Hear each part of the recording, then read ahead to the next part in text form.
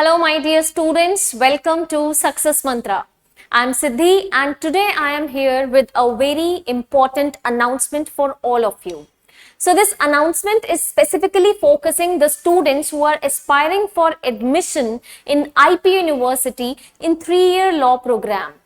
There's a very good news for all of you that IP University is all set to announce a new program for 3-year law students. आइए आज बात करते हैं इस video में where I will be explaining you each and everything. Recently Guru Gobind Singh Indraprastha university का ये जो नोटिस है, इसके थ्रू हमें ये क्लैरिटी मिली है कि अब आईपी यूनिवर्सिटी में 3-year लॉ प्रोग्राम होगा। और इस नोटिस के through they have told us each and everything that what is the eligibility criteria, किस तरीके से स्टूडेंट्स जो हैं वो 3-year प्रोग्राम में आईपी यूनिवर्सिटी में एडमिशन ले सकते हैं, और सारी की सारी बेसिक रिक्वायरमेंट्स जो स्टूडेंट्स को फुलफिल करनी है वो सब हमारे पास इस नोटिस में मेंशन्ड है। So I'm going to explain inch by inch of this notice to you all today. जो भी स्टूडेंट्स फोकस्ड हैं अपने एडमिशन को लेकर के, please pay attention and listen to the notice explanation very clearly. So first of all, Guru Gobind Singh Indraprastha university ने ये announce किया है कि ये लोग 3-year law programme LLB 3 years के लिए एक न्यू प्रोग्राम स्टार्ट कर रहे हैं for the academic session 2025 to 2026। तो इट मींस कि अभी रिसेंटली ये लोग एप्लीकेशन फॉर्म भी इसका लाइव करने वाले हैं। I will be telling you the date, मैं अभी आपको इसमें डेट बताने वाली हूँ कि एप्लीकेशन फॉर्म कब से लाइव होने वाला है। तो जो भी स्टूडेंट्स एडमिशन के लिए कीन है वो ध्यान से सुने, ठीक है। सो यूनिवर्सिटी ने सेशन 2025 to 26 के लिए ये न्यू 3-year प्रोग्राम लॉ का जो अनाउंस किया है, उसके लिए हमें एडमिशन क्राइटेरिया दिया है, एलिजिबिलिटी कंडीशंस दी हैं, and they have told us the basic details of the programme which I will be discussing with you today in this video. Now let's move ahead. So let us first consider the educational qualifications which are required for this very course। वो ये कह रहे हैं कि आप graduate होने चाहिए, ठीक है। आप ग्रेजुएशन पास कर चुके हैं किसी भी रिकॉग्नाइज्ड यूनिवर्सिटी या इंस्टीट्यूशन से जो यूजीसी या फिर गवर्नमेंट के अकॉर्डिंगली रजिस्टर्ड है, रिकॉग्नाइज्ड है। ऐसे इंस्टीट्यूशन से आप एटलीस्ट 50% मार्क्स के साथ अपनी ग्रेजुएशन कंप्लीट कर चुके हो, उनकी बेसिक रिक्वायरमेंट है ये, ठीक है। प्लस रिलैक्सेशन जरूर दी जाएगी परसेंटेज में, जो रिजर्व कैटेगरी के स्टूडेंट्स होंगे उनको रिलैक्सेशन मिलेगी, ठीक है। और वो रिलैक्सेशन जो इनका यूजी एडमिशन ब्रोशर है 2025 to 26 में मेंशन्ड है, उसके अकॉर्डिंगली ही जो भी स्टूडेंट्स कैटेगरी वाले हैं उन्हें रिलैक्सेशन दी जाएगी। But that's sure short clarity कि रिलैक्सेशन मिलेगी, पर आपको मिनिमम 50% मार्क्स स्कोर करने हैं अपनी ग्रेजुएशन में। अगर आपके 50% मार्क्स हैं ग्रेजुएशन में, you can be tension free today, क्योंकि आपका आईपी यूनिवर्सिटी में 3-year लॉ में एडमिशन पॉसिबल है, ठीक है।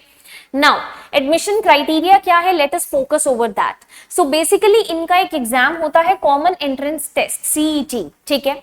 आईपी यूनिवर्सिटी का जो कॉमन एंट्रेंस टेस्ट है, इसमें आप लोगों को कॉमन मेरिट रैंक CML के बेसिस पे एडमिशन मिलेगा, ठीक है। So this CET exam is going to be conducted by the university. University ये एग्जाम कंडक्ट करेगी और इस एग्जाम में आप लोगों की जो कॉमन मेरिट रैंक होगी उसके बेसिस पे आप लोगों को एडमिशन मिलेगा, ठीक है। सो इट्स अगेन क्लियर कि आप लोगों को एक एंट्रेंस एग्जाम इसके लिए देना होगा, राइट। सिलेबस क्या रहेगा, let us consider it. Syllabus बहुत बेसिक है। अगर आप लोग अभी तक 3-year लॉ एंट्रेंस एग्जाम के लिए प्रिपेयर कर रहे हैं तो आप लोग ये सिलेबस कवर कर चुके हैं, ठीक है। सो सबसे पहले language and comprehension which is your English part, right. तो 25 क्वेश्चंस यहाँ पे आपके पास होंगे इंग्लिश पार्ट से, जो आपका लैंग्वेज और कॉम्प्रिहेंशन रहेगा। I believe no entrance exam is being conducted without this portion. So if you are preparing for entrance exam और if you have prepared, you have already prepared this particular section. Again ये भी एक इतना important section है जो मुझे नहीं लगता कि स्टूडेंट्स ने अगर CUET के लिए भी प्रिपेयर किया होगा तो मिस किया है। General knowledge and current affairs, again यहां से भी आपके पास 25 क्वेश्चंस आने वाले हैं, ठीक है। But then a very major part which is a twist for the students who have been preparing for CUET PG law very dedicatedly, उनके लिए यहाँ पर एक बहुत मेजर ट्विस्ट है। वो ट्विस्ट ये है कि यहाँ पर आपको लीगल पढ़ना है, लीगल रीजनिंग और बेसिक अंडरस्टैंडिंग ऑफ लॉ चाहिए, और यहाँ पर 50 क्वेश्चंस आएंगे लीगल एप्टीट्यूड से। तो जो भी स्टूडेंट सीयूईटी पीजी लॉ के लिए प्रिपेयर कर रहे थे उन्होंने तो लीगल एप्टीट्यूड पढ़ा ही नहीं है, बिकॉज दे आर अवेयर कि हमारे पास सीयूईटी पीजी लॉ में तो लीगल आता ही नहीं है और महाराष्ट्र सीईटी हमें देना ही नहीं था। तो they have been very clear with their minds, but the students who have kept the understanding of legal reasoning as a backup option are at the safety side right now. And if you have not prepared yet, the time is still there in your hands. You can still start preparing. You can still prepare and gear up your preparation for legal aptitude, and you can very quickly grab your seat in IP University. Now, legal reasoning यहाँ सबसे ज्यादा important है। You can see 50 questions यहाँ legal reasoning से आ रहे हैं, तो आपके एग्जाम का 50% पोर्शन जो है वो लीगल रीजनिंग कवर करता है। ये टोटल आपका क्वेश्चंस रहेंगे यहाँ पर। इट मींस 100 क्वेश्चंस यहाँ पर आपके पूरे सीईटी 3 ईयर लॉ के एंट्रेंस एग्जाम में आपसे पूछे जाएंगे। Now moving ahead with the another part, so syllabus का ब्रेकडाउन हम लोग और अच्छे से देख लेते हैं। ठीक है, सिलेबस के ब्रेकडाउन में लैंग्वेज कॉम्प्रिहेंशन में अनसीन पैसेजेस आएंगे, बेसिक ग्रामर एंड कॉम्प्रिहेंशन आएगी, proverbs, antonym, synonym, one word substitute, sentence and word correction. So which is a very very basic syllabus. I don't feel like आप में से किसी को भी ये सिलेबस देख करके बहुत हैरानी हो रही होगी या any of you would be in dilemma after this. नहीं, ऐसा सिलेबस नहीं है, very good to go syllabus. Then general knowledge and current affairs में हिस्ट्री है, पॉलिटिकल साइंस है, इकोनॉमिक्स है, जनरल साइंस, एनवायरमेंट। तो ये सारी बेसिक चीजें हम जनरल नॉलेज के सब्जेक्टिव पार्ट्स में कवर करते हैं। ठीक है, और उसके बाद हमारे पास आ जाते हैं करंट अफेयर्स। तो करंट अफेयर्स जो नेशनल और इंटरनेशनल इंपॉर्टेंस के लिए हैं, वो सारे करंट अफेयर्स आपसे यहाँ पूछे जाएंगे। नेशनल और इंटरनेशनल इंस्टीट्यूशंस, जैसे अभी कुछ मेजर इंस्टीट्यूशंस से रिलेटेड चेंजेस हमारे सामने आ भी रहे हैं। ठीक है, वहां से क्वेश्चन हम एक्सपेक्ट कर सकते हैं, right. Then moving ahead, legal part में हम लोग देख लेते हैं क्या क्या आने वाला है।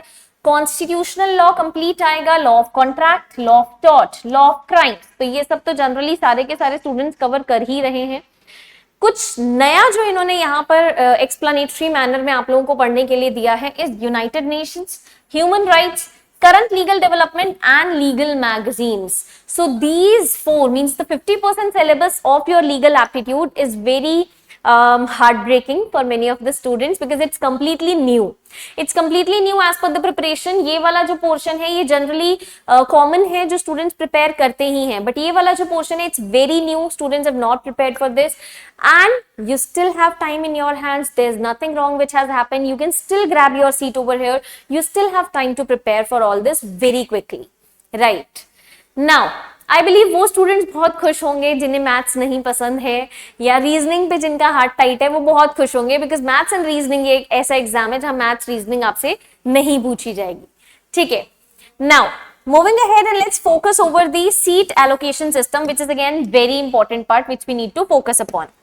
तो अगर सीट एलोकेशन की हम लोग बात कर लेते हैं, 85% टोटल सैंक्शन जो है वो दिल्ली रीजन से है। So Delhi candidates good to go, be happy, right.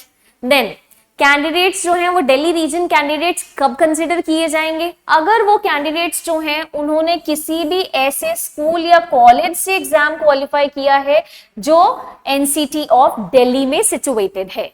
ठीक है, सारे के सारे कैंडिडेट्स जो हैं उन्हें दिल्ली रीजन कैंडिडेट्स माना जाएगा काउंसलिंग के पर्पस के लिए भी at the time of admission process. Then 15% total seats जो हैं वो आउटसाइड दिल्ली रीजन के लिए हैं। तो जो स्टूडेंट्स दिल्ली के बाहर के एरियाज से आए हैं उनके पास 50% सीट्स यहाँ अवेलेबल हैं। ठीक है, आउटसाइड दिल्ली रीजन कैंडिडेट्स के नाम से एक सेक्शन उनके लिए अवेलेबल है। ठीक है, अगर उन्होंने कोई भी एग्जाम जो स्कूल और कॉलेजेस से उन्होंने क्रैक करे हैं वो ऐसे यूनिवर्सिटी या स्कूल से करे हैं जो दिल्ली के बाहर सिचुएटेड है, आउटसाइड दिल्ली है। ठीक है, सारे के सारे कैंडिडेट्स को हम आउटसाइड दिल्ली रीजन कैंडिडेट्स के कैटेगरी में कंसिडर करेंगे। ठीक है, रिजर्वेशन की बात कर लेते हैं। तो as I told you earlier also, IP university का अंडर ग्रेजुएट एडमिशन ब्रोशर है 2025 टू 2026 सेशन का, वो ब्रोशर वेबसाइट पे अवेलेबल है। उस ब्रोशर के अकॉर्डिंगली रिजर्वेशन क्राइटेरिया यहाँ पर भी फॉलो होगा। जैसे उसमें रिजर्वेशन में जो रिलैक्सेशन दी हुई है वही सेम रिलैक्सेशन यहाँ पर भी फॉलो होगी। ठीक है, अब क्वेश्चन मार्क ये खड़ा होता है कि ठीक है मैम सब कुछ समझ में आ गया, now please come to the main point, हमें अप्लाई कैसे करना है? This is a very major question mark. Now let me tell you आप लोगों को अप्लाई कैसे करना है। सो एप्लीकेशन के लिए आप लोगों को एक फीस पे करनी है, जो फीस है 2500 रुपीज की, और ये फीस नॉन रिफंडेबल है, ठीक है। ऑनलाइन फॉर्म में ये आपका एग्जामिनेशन का जो एप्लीकेशन है वो सबमिट होगा, एप्लीकेशन फॉर्म। एप्लीकेशन फी आपकी 2500 है। यूनिवर्सिटी की मेन वेबसाइट जो कि है www.ipu.admissions.nic.in, इस वेबसाइट पे आपको एप्लीकेशन फॉर्म लाइव हो जाएगा, मिल जाएगा, और वहां पे आपको ये फॉर्म फिल करना है और 2500 फीस पे करनी है, which is not refundable. Now tentative date इन्होंने दी है बेटा 18th July, 18th July 2025 which is Friday. So 18th जुलाई को आपका ये जो एप्लीकेशन फॉर्म है LLB 3 ईयर प्रोग्राम के लिए आईपीयू यूनिवर्सिटी में CET एग्जामिनेशन के लिए लाइव हो जाएगा, ठीक है। सो जस्ट मेक श्योर कि आप लोग सारे के सारे टर्म्स एंड कंडीशंस को अंडर ग्रेजुएट एडमिशन के ब्रोशर में बहुत अच्छे से देख लेते हैं, ठीक है। ये वेबसाइट है और उसके साथ ही बिल्कुल अपडेटेड रहते हैं, और 18th जुलाई को ये फॉर्म टेंटेटिवली आउट हो जाएगा। अगर बाय चांस डिले होता है तो यूनिवर्सिटी अपडेट आप लोगों को दे देगी। Make sure you are filling this form. Make sure without fail you are complying to all the terms and conditions mentioned here. And in case of any doubt, in case of any query, in case if you are failing anywhere or you are facing any issue, Success Mantra is all here to help you all. So I'll be coming back again with another amazing informations for you all. Till then, stay tuned to us. Thank you.